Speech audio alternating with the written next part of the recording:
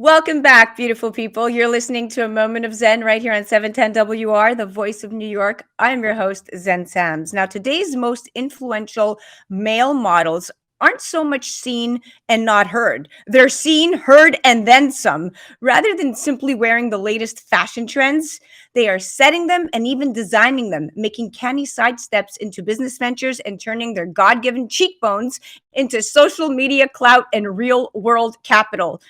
I'm a model, you know what I mean, and I do my little turn on the catwalk.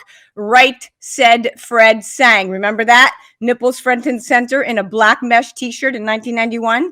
Well, in most recent years, there's been a seismic shift in attitudes. Not only has male modeling begun to match the status and acclaim female modeling has held since the 1980s, thanks to names like David Gandy, Tyson Beckford, and Sean O'Pride becoming celebrities, it is also increasingly seen and desirable work.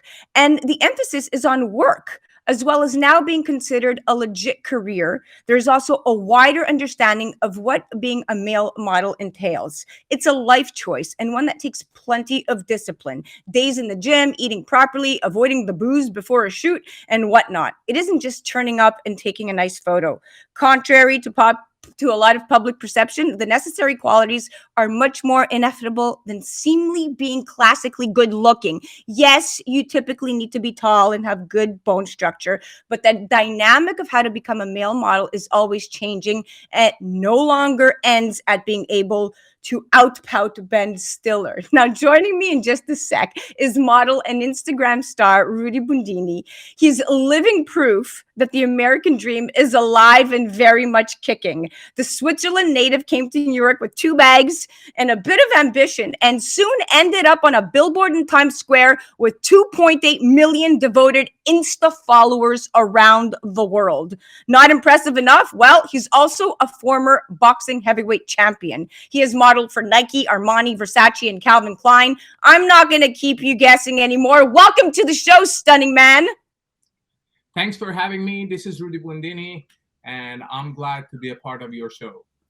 Without a doubt, you guys have to check him out on Instagram at Rudy Bundini, just to have a quick glimpse of all of his incredible photos. But can you tell the world how you went from boxing to modeling? Oh, that was a quite on a journey. So at the beginning, while I was studying, I started boxing a while back, and then that was my only dream to participate in Olympic. And in one of the pre-qualifying matches for London Olympic game, I got injured, and that was a very dramatic moment in my life because I had to say goodbye to my dream. And quite frankly, I had no other plan and no other plan B, and I was devastated. And so I had to find another way, another reason, and another goal for my life. And I have been doing modeling as a side job while I was boxing, but I was not focused on it. But after this happened, and after the incident that it caused a shoulder injury, I had to merge into another path, and fashion became my main passion and also what I focused more on, and it turned into my full-time job.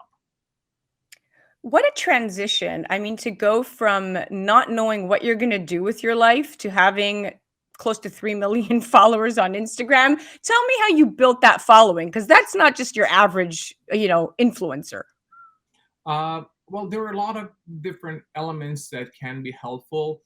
During COVID, including during COVID, I started doing live streams and also working with other influencers from around the world, including I did a live with Snoop Dogg and other celebrities, and that was a boost. It's kind of sharing a pot of followers with each other.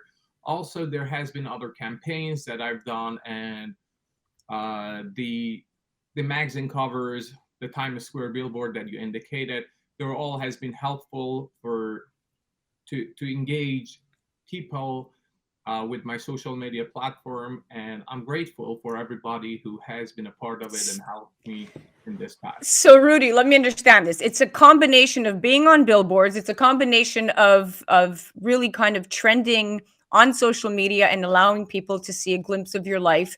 But let's be honest, the pictures that get the most likes and the most attention are some of the racier ones where you're wearing barely nothing. what what is the difference between the status between a photo and where you're very underclothed versus a photo where you are very clothed? Is there a big difference in likes?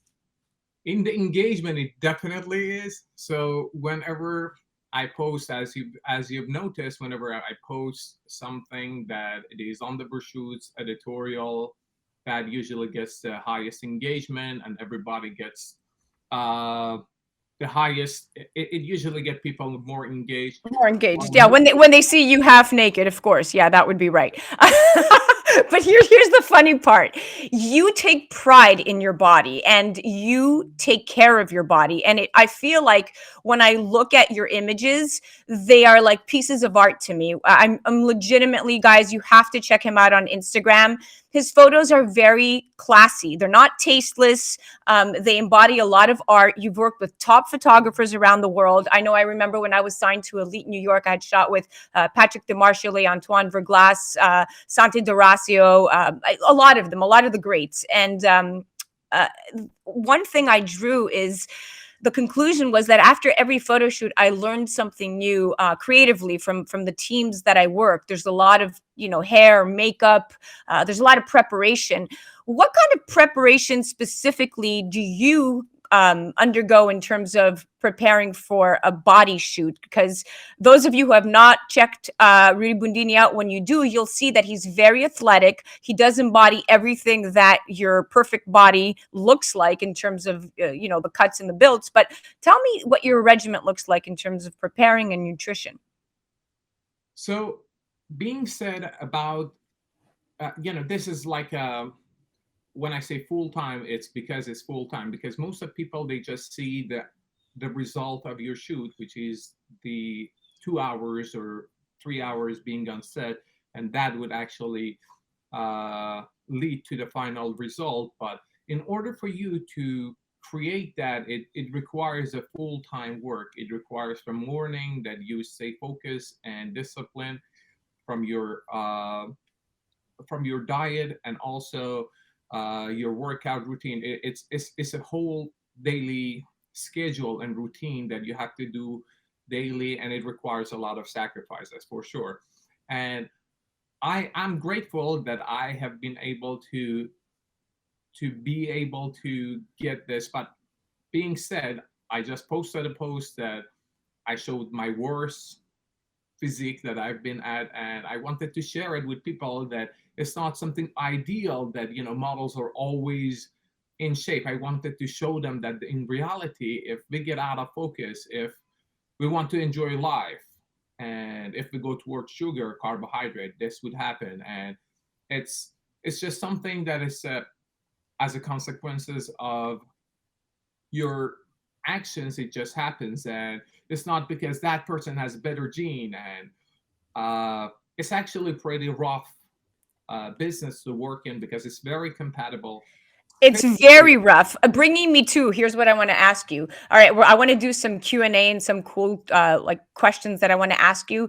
But talking about the roughness of the industry. Now, you're living in New York City, you're modeling full time, you're an influencer, you have tons of followers, you're very popular. What does it feel like to now tell yourself that your entire career and existence is predicated about you being in the public eye forever? Because there's no going back now, unless of course you retreated and did something completely different.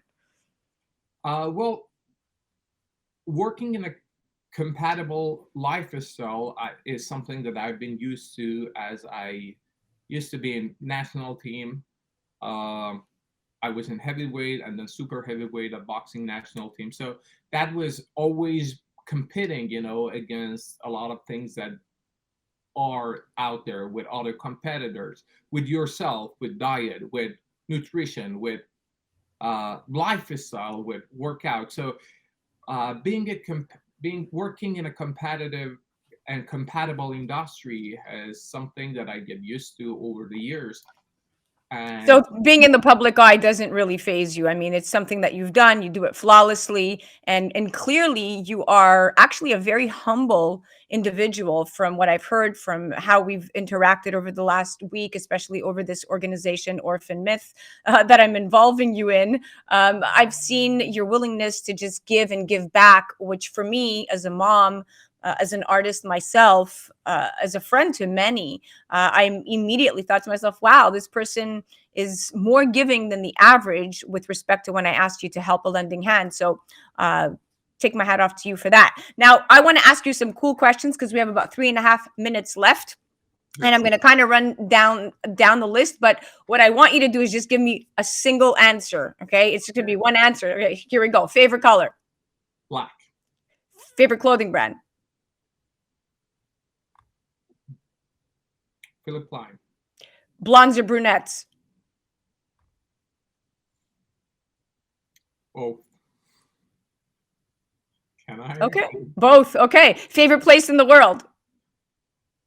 New York, Where do you want to retire? Miami, Oh, you didn't seem sure about that one. Try again. Miami. Yeah, okay.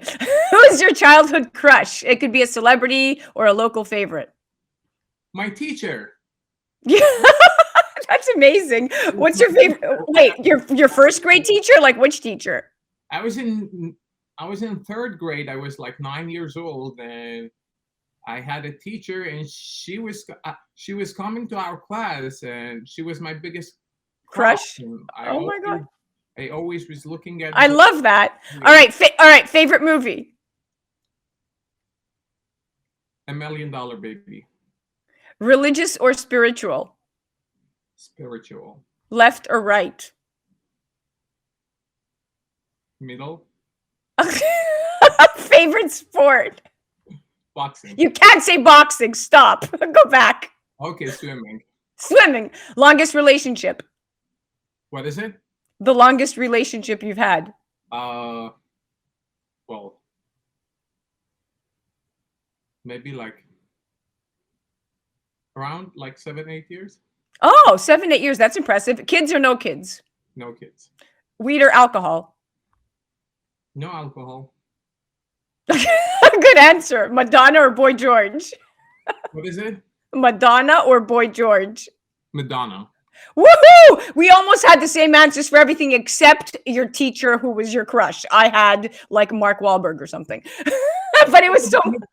Well, it's like example for with I was at her house, at Madonna's house for New Year Eve, and she has been such a phenomenal individual, and she is really inspirational. And with my childhood crush, she was the person I was always seeing. You know, my teacher was. So yeah, for sure. No, listen, I know what it's like. I know what it's like. You know, you have somebody there, you look up to them, they're the sweetest person in the world. Next thing you know, your teacher's your crush. It happens all the time. Now, 36 seconds, and I'm going to say thank you so much for coming on the show. It was amazing talking to you. You are so much fun. Will you come back and join me again?